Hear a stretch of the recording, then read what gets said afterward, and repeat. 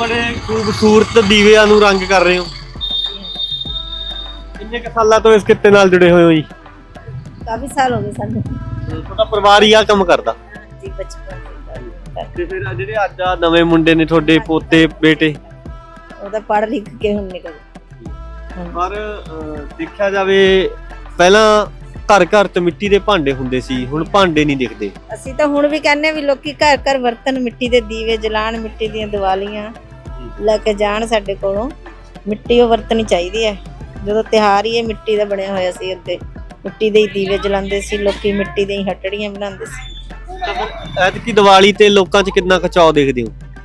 ਹਾਂਜੀ, ਹੁਣ ਇਸ ਵਾਰੀ ਤਾਂ ਬਹੁਤ ਘੱਟ ਹੀ ਹੈ ਲੋਕਾਂ ਨੂੰ ਪਤਾ ਕਿ ਅੱਜ ਕੱਲ ਲੋਕੀ ਜ਼ਿਆਦਾ ਫੈਂਸੀ ਚੀਜ਼ਾਂ ਨੂੰ ਲੱਗ ਗਏ ਲਾਈਕ ਕਰਨ, ਮਿੱਟੀ ਛੱਡੀ ਜਾਂਦੇ ਨੇ ਪੁਰਾਣੀਆਂ ਚੀਜ਼ਾਂ, ਲਾਈਟਾਂ ਦੂਜੀਆਂ ਲਿਆਉਂਦੇ ਨੇ ਚਾਈਨਾ ਵਾਲੀਆਂ।